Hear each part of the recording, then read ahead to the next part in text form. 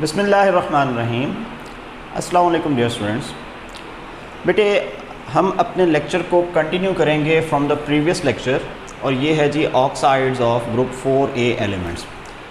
आज के लेक्चर में हमने ऑक्साइड्स की केमिकल प्रॉपर्टीज़ को डिस्कस करना है। बेटा केमिकल प्रॉपर्टीज़ में कौन कौन से रिएक्शंस हैं इनको हम लिख लेते हैं। तरीक़ाकार ये है कि चलें मैं आपकी आसानी के लिए यहाँ पर एक टेबल ड्रॉ करता हूँ और इस टेबल में हम सारी की सारी बातें जो हैं वो एक्सप्लेन करने की कोशिश करेंगे। ठीक है जी। आपके पास बेटे तरतीब कुछ यूँ है कि जितने भी ऑक्साइड्स हैं उनकी नेचर और रिएक्टिविटी दो तरह से चेक की जाएगी।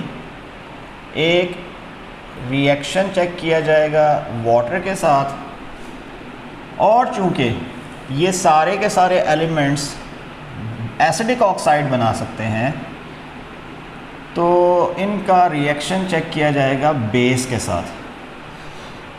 टिपिकली ये जो बेस के साथ रिएक्शन है वो पहले दो के लिए होगा और आगे चल के बेटा ये जो तीन हैं जर्मेनियम, टिन एंड लेड, इनका जो रिएक्शन है वो ड्यूअल प्रॉपर्टी का होता है, यानी ये एम्फोटरिक ऑक्साइड होते हैं। तो इनके लिए बेस के अलावा हम एसिड का रिएक्शन भी डिस्कस करेंगे। पहला ऑक्साइड है बेटे आपके पास carbon monoxide. Carbon monoxide weakly acidic oxide होता है और इसका आम तौर पर वाटर के साथ कोई रिएक्शन नहीं होता। चलें रिएक्शन तो नहीं होता है लेकिन हम इसका स्ट्रक्चर देख लेते हैं। ये एक ऐसा टॉपिक है कि जो थोड़ा सा आपको क्लियर होना चाहिए। कार्बन मोनोऑक्साइड के केस में क्या होता है कि कार्बन के टोटल 4 इलेक्ट्रॉन पार्टिसिपेट करते हैं बॉन्डिंग में विद द ऑक्सीजन और ऑक्सीजन के 2 इलेक्ट्रॉन कार्बन के 2 इलेक्ट्रॉन्स के साथ शेयरिंग करके डबल कोवेलेंट बॉन्ड बनाते हैं। अगर डबल कोवेलेंट बॉन्ड बन जाए तो बेटे आपके पास जो क्राइटेरिया होगा वो कुछ यूँ होगा कि इस ऑक्सीजन का ऑक्टेट तो पूरा हो गया लेकिन इस कार्बन का ऑक्टेट स्टिल इनकम्प्लीट। ऑक्टेट पूरा करने के लिए एक ऑक्सीजन फेवर करता है और ये अपना लोन पेयर शेयर कर देता है किसके साथ? कार्बन के साथ। इस फिनोमेना को कहते हैं coordinate covalent bond formation. After coordinate bond formation, जैसे आप लोग पहले पढ़ चुके हैं कि जब कोऑर्डिनेट बॉन्ड बनता है तो दो में से एक इलेक्ट्रॉन पहले ट्रांसफ़र कर दिया जाता है नेबरिंग एटम को और फिर उसी इलेक्ट्रॉन के साथ म्यूचुअल शेयरिंग कर ली जाती है। यानी आपके पास एक ऑर्डिनरी कोवेलेंट बॉन्ड बनता है लेकिन ये ऐसा कोवेलेंट बॉन्ड होता है जो कि सिंपल कोवेलेंट बॉन्ड से डिफरेंट है। ये म्यूचुअल शेयरिंग है और ये आपके पास बेटा नॉन म्यूचुअल शेयरिंग। अब होगा ये कि 5 इलेक्ट्रॉन्स ऑक्सीजन के पास हैं, शेयरिंग के बाद 6, 7, 8 इलेक्ट्रॉन्स ऑक्टेट पूरा। 5 इलेक्ट्रॉन्स कार्बन के पास है, 6, 7, 8 इलेक्ट्रॉन कार्बन का भी ऑक्टेट पूरा। तो ओवरऑल जो बॉन्डिंग होती है वो कुछ यूँ लिखी जाती है कि कार्बन टू ऑक्सीजन 3 बॉन्ड बनते हैं जिनमें से एक बॉन्ड कोऑर्डिनेट कोवेलेंट बॉन्ड होता है, बाकी के 2 बॉन्ड कोवेलेंट होते हैं। चार्जेस का हिसाब लगा लिया जाए, वैसे तो ऑक्सीजन इलेक्ट्रोनेगेटिव है, इस पे पार्शियल नेगेटिव चार्ज आना चाहिए और कार्बन पे पार्शियल पॉजिटिव, लेकिन यहाँ पे ऑक्सीजन इलेक्ट्रॉन डोनर है और जो डोनर होता है बेटे उसके ऊपर नेगेटिव की बजाय कौन सा चार्ज आता है? Positive charge. तो इस केस में आपका कार्बन जो है वो इलेक्ट्रोनेगेटिवली चार्ज बिहेव करेगा, पार्शियल नेगेटिव चार्ज आ जाएगा कार्बन पे और पार्शियल पॉजिटिव चार्ज आ जाएगा ऑक्सीजन के ऊपर। ठीक है जी। तो ये आपने जो है बेटा स्ट्रक्चर ऑफ कार्बन मोनोऑक्साइड को लाजमी जहन में रखना है। Moving towards the reaction of carbon monoxide with the base. Carbon monoxide और बेस का रिएक्शन कुछ यूँ हो सकता है कि अगर हम strong base like sodium hydroxide का इस्तेमाल करें तो इनके रिएक्शन से आपके पास बेटा जो प्रोडक्ट बन सकता है ये एक ऑर्गेनिक सॉल्ट होगा जिसका नाम हो जाएगा सोडियम फॉर्मेट। ये एक बेस मॉलिक्यूल है, कार्बन मोनोऑक्साइड एसिड है, इन दोनों के मिलने से एक सॉल्ट बन जाएगा जिस सॉल्ट का हम नाम रखेंगे सोडियम फॉर्मेट सॉल्ट। तो इसकी जो प्रॉपर्टीज़ है बेटा ये वीकली एसिडिक प्रॉपर्टीज़ है। ठीक है जी, चलें जी मैं इसको इरेज करता हूँ, हम अगले ऑक्साइड की तरफ चलते हैं। सेकेंड बेटे ऑक्साइड है आपके पास carbon dioxide. Carbon dioxide fairly acidic oxide है, बहुत स्ट्रॉन्ग एसिड तो नहीं बना सकता लेकिन ये आम तौर पर जो है वो एसिडिक नेचर के साथ एग्जिस्ट करता है। अगर कार्बन मोनोऑक्साइड को आप वाटर में से पास करें तो जो प्रोडक्ट आप हासिल करते हैं इसका नाम होता है कार्बोनिक एसिड। ये वही कार्बोनिक एसिड है जिसको हम फिज़ी ड्रिंक्स के अंदर जो है वो इस्तेमाल करते हैं। ये आपके कोक, स्प्राइट, फैंटा वगैरह की बॉटल्स होती हैं, इनके अंदर आप इसको यूज़ करते हैं। होता ये है कि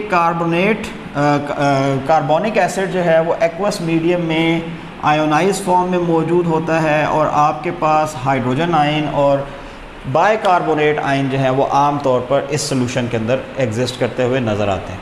यानी अगर कार्बन डाइऑक्साइड को पानी में डिज़ोल्व किया जाए तो डिज़ोल्व होने पे क्या बनेगा, H पॉजिटिव आयन और साथ में आपके पास बन जाएगा बाइकार्बोनेट आयन। आप इन दोनों रिएक्शंस को अगर ऐड कर लें तो आपके पास बेटे कहानी कुछ यूँ हो जाएगी, like H positive and HCO3-1। आगे चल के अगर हम रिएक्शंस देखें तो बेटा बेस के साथ इसका रिएक्शन देखा जा सकता है। लाइक फॉर एग्ज़ाम्पल अगर मैं सोडियम हाइड्रोक्साइड का रिएक्शन कंडक्ट करूं कार्बन डाइऑक्साइड से, तो आपको ये पता है कि सोडियम हाइड्रोक्साइड एक स्ट्रॉन्ग बेस है, कार्बन डाइऑक्साइड से ये रिएक्शन करेगा तो सॉल्ट बन जाएगा Na2CO3 along with water H2O। इसको कहते हैं सोडियम कार्बोनेट सॉल्ट। लेकिन सोडियम कार्बोनेट जो है ये डाइल्यूट भी हो सकता है या अपने आप को जो है वो मॉडिफाई भी कर सकता है कि अगर सोडियम हाइड्रोक्साइड और कार्बन डाइऑक्साइड कंबाइन करें और कार्बन डाइऑक्साइड की कंसंट्रेशन पहले के मुकाबले में अगर थोड़ी सी डिफ़र कर जाए तो आप यहाँ पर सोडियम का बाइकार्बोनेट भी जो है वो ऑब्ज़र्व कर सकते हैं। ये रिलेटिव अमाउंट ऑफ रिएक्टेंट्स के ऊपर जो है वो डिपेंड करता है कि आपके पास अगर बेस की क्वांटिटी बढ़ना शुरू हो जाए तो ये क्वांटिटी एक्सटेंड करके ज़्यादा होकर बाइकार्बोनेट भी दे सकता है। यानी इसका जो सोल्यूशन है वो आपको बाइकार्बोनेट भी दे सकता है और ये आपको कार्बोनेट सॉल्ट भी प्रोवाइड कर सकता है। ठीक है जी। इसके बाद हमारे पास बेटा तीसरा ऑक्साइड है और वो है जी सिलिकॉन का ऑक्साइड। सिलिकॉन डाइऑक्साइड हमारे पास अगेन एसिडिक प्रॉपर्टी के साथ है और ये भी फेयरली एसिडिक होना का बिहेवियर शो करता है। बहुत स्ट्रॉन्ग एसिड तो नहीं है बट फेयर एसिड है, बहुत ही वीक एसिड है। इसको अगर हम रिएक्ट करवाएं वाटर के साथ तो बेटा देखने में ये आया है कि वाटर से इसका कोई रिएक्शन नहीं होता किसी भी कंडीशन पे। आपने इससे पहले भी ये है इसकी प्रॉपर्टीज़ को जब हम पीरियड 3 एलिमेंट्स पढ़ रहे थे तो वहाँ पे इसको डिस्कस किया था। लेकिन बेटे अगर इसका रिएक्शन करवा दिया जाए बेस के साथ सोडियम हाइड्रोक्साइड से तो ये आपके पास सॉल्ट बनाएगा सोडियम सिलिकेट सॉल्ट NaSiO3 और इसके साथ आपके पास हासिल हो जाएगा वाटर। ये जो सोडियम सिलिकेट सॉल्ट है ये वही सॉल्ट है जिसको हम आम तौर पर खिड़कियों के शीशे के लिए इस्तेमाल करते हैं। नॉर्मल विंडो ग्लास जो है वो आपके पास यही सोडियम सिलिकेट सॉल्ट होता है। इसके अलावा सिलिकॉन डाइऑक्साइड का बिहेवियर कुछ यूँ भी है कि अगर फॉर एग्ज़ाम्पल किसी बेसिक ऑक्साइड के साथ रिएक्ट करवा दिया जाए तो इसका रिएक्शन जो है वो बेसिक ऑक्साइड से भी अच्छा हो सकता है। तो आपके पास बेटे यहाँ पे भी जो प्रोडक्ट बनेगा वो सॉल्ट बनेगा। अब की बार जो सॉल्ट होगा वो कैल्शियम सिलिकेट सॉल्ट की शक्ल में यहाँ पे आपको नज़र आएगा। तो इस किस्म की कहानियाँ जो हैं बेटा आपके पास आम तौर पर जो है वो देखी जा सकती हैं for the oxides of period group 4 elements. अच्छा जी, अब हम चलते हैं उस पोर्शन की तरफ कि जिसमें हमने ये कहा कि ऑक्साइड्स जो हैं वो ड्यूअल प्रॉपर्टी के साथ हैं। ठीक है जी, मैं ये रिएक्शन विद बेस लिखा रहने देता हूँ और यहाँ पर मैं लिख देता हूँ रिएक्शन विद एसिड। ठीक है। जर्मेनियम, टिन और लेड के ऑक्साइड ऐसे हैं कि जो आम तौर पर एम्फोटरिक होते हैं और ये ड्यूअल नेचर के होते हैं। ठीक है। आपके पास सबसे पहले फार्मूला जो है वो लिखा जाता है मोनोऑक्साइड का। मिसाल के तौर पर मोनोऑक्साइड का फार्मूला मैं लिख देता हूँ MO।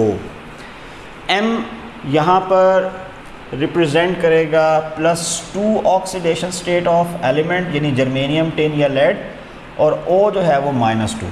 ठीक है। तो ये +2 ऑक्साइड्स जो हैं वो आपके पास यहाँ पे होंगे। +2 ऑक्साइड्स का हम पहले रिएक्शन देख लेते हैं। जनरली देखने में ये आया है कि जितने +2 ऑक्साइड्स हैं ये रिएक्ट करते हैं HCl के साथ। ठीक है। और कंसनट्रेटेड HCl से रिएक्शन करने पे ये आपको प्रोडक्ट देते हैं +2 क्लोराइड अलॉन्ग विद वाटर। ठीक है जी। ये बिल्कुल वैसा ही एक नॉर्मल न्यूट्रलाइजेशन रिएक्शन है जो आपने इससे पहले जो है वो किसी भी बेसिक ऑक्साइड के लिए स्टडी किया था। तो इसका मतलब ये हुआ कि इस जगह पर ये जो ऑक्साइड है ये बिहेव कर रहा है लाइक अ बेस। हमने ये देखा है कि अगर लेड के ऑक्साइड्स हों तो बेटा लेड के ऑक्साइड इससे ज़रा डिफरेंटली बिहेव करते हैं। लेड का मोनोऑक्साइड जो है ये HCl से रिएक्शन करेगा, वो HCl जो डाइल्यूट फॉर्म में मौजूद है, और ये जो डाइल्यूट HCl है ये कन्वर्ट हो जाएगा in the form of dichloride along with water H2O। और अगर HCl की कंसंट्रेशन को बढ़ा दिया जाए तो बेटा कंसंट्रेशन बढ़ाने से यही डाइक्लोराइड चेंज भी हो सकते हैं और मज़ीद क्लोराइड आयंस आने पर ये आपको प्रोडक्ट दे सकते हैं PbCl4 -2। चार्ज होगा इसके ऊपर -2। तो ये -2 का मतलब ये है कि ये आपके पास टेट्राक्लोराइड बन रहे हैं, लेकिन लेड की जो ऑक्सीडेशन स्टेट है स्टिल वो +2 ऑक्सीडेशन स्टेट है। तो इस किस्म का बिहेवियर जो है वो बेटा उस वक्त देखा जा सकता है कि जब हम आम तौर पर जो है वो कंसनट्रेटेड HCl को इस्तेमाल करते हैं। अगर हम बेसिस के साथ रिएक्शन करें तो कोई सा भी मोनोऑक्साइड जो है ये रिएक्शन कर सकता है बेस के साथ। बेस में हम सोडियम हाइड्रोक्साइड की बात कर लेते हैं, और बेस क्या करते हैं वो इन ऑक्साइड्स को फर्दर ऑक्सीडाइज कर देते हैं, और ऑक्सीडाइज होने पर आपके पास बेटा जो कंपाउंड बनता है वो डाई ऑक्साइड बन जाता है। ये एक ऐसा डाई ऑक्साइड है कि जिसका जो चार्ज है वो आपके पास -2 होगा। ऑन द अदर हैंड आपके पास जो प्रोडक्ट बनेगा बेटा वो आपका वाटर मॉलिक्यूल। तो इस किस्म का भी बिहेवियर जो है वो यहाँ पे देखने में आया है। आम तौर पर लेड के भी जो है वो डाइऑक्साइड्स जो हैं वो यहाँ पर देखे जा सकते हैं। ये लेड का डाइऑक्साइड जो है वो बन जाए अगर यहाँ पर जो है वो प्रोडक्ट में हम यहाँ लेड लिख लें। ठीक है। ये तो हो गया मोनोऑक्साइड। अगर हम डाइऑक्साइड की बात करें तो डाइऑक्साइड का बेटा फार्मूला मैं लिख देता हूँ MO2। इसमें ये +4 ऑक्सीडेशन स्टेट है, -2 × 2 -4। अब हम इनके रिएक्शंस देखते हैं 1 बाय 1 एसिड एंड बेस के साथ। बेटा अगर डाइऑक्साइड हो तो कोई सा भी डाइऑक्साइड रिएक्शन करेगा HCl से और ये टेट्राक्लोराइड बनाएगा। मोनोऑक्साइड आपको डाइक्लोराइड देते हैं और डाइऑक्साइड आपको जो है वो बेटा टेट्राक्लोराइड देते हैं। ये फ़र्क है क्योंकि यहाँ पर +4 ऑक्सीडेशन स्टेट है तो टेट्राक्लोराइड में ही +4 ऑक्सीडेशन स्टेट नज़र आएगी। ठीक है। आम तौर पर यह देखने में आया है कि अगर HCl की कंसंट्रेशन बढ़ा दी जाए तो ये जो टेट्राक्लोराइड्स होते हैं ये फर्दर क्लोरीन गेन कर कर हेक्सा क्लोरो कॉम्प्लेक्स भी बना सकते हैं -2 चार्ज के साथ।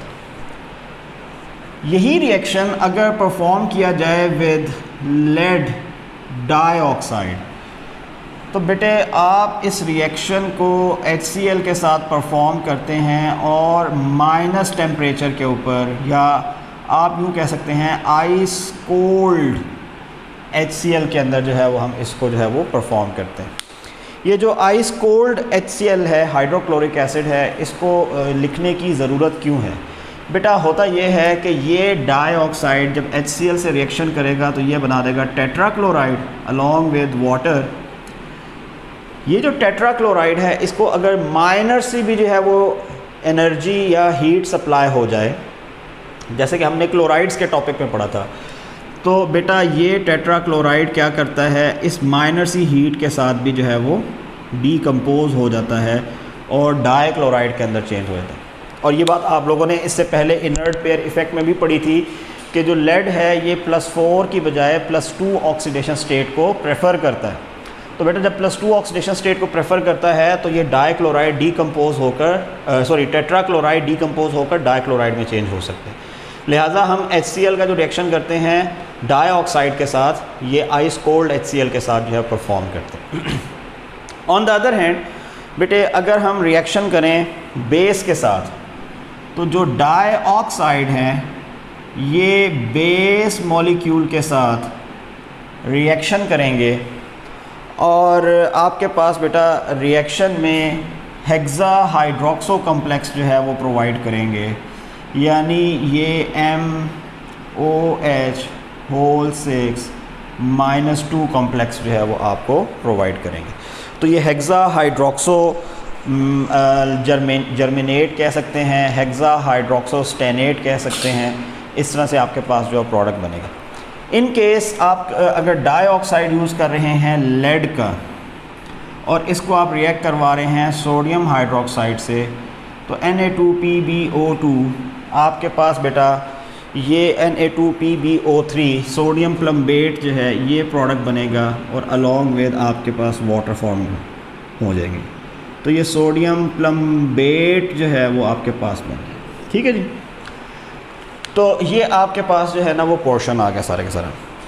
हमारा टॉपिक यहाँ पे कंप्लीट हो गया, लेकिन आपको गाइड करने के लिए, समझाने के लिए मैं इतनी सी बात क्लियर कर दूँ कि हमारे इस ऑक्साइड वाले टॉपिक में जर्मेनियम, टिन और लेड के जो ऑक्साइड्स हैं, ये 3 ऑक्साइड्स ऐसे हैं कि इनके एम्फोटेरिक बिहेवियर को लेकर आप एक लॉन्ग क्वेश्चन एक्सपेक्ट कर सकते हैं पेपर के अंदर।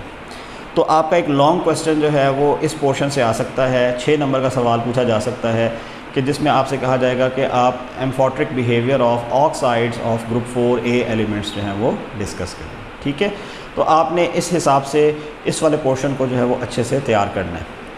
आज के लिए इतना ही। इंशाल्लाह नेक्स्ट लेक्चर में फिर हम आगे चल के जो है वो कुछ ग्रुप 7A की बात जो है वो स्टार्ट करेंगे। थैंक यू, अल्लाह हाफिज़।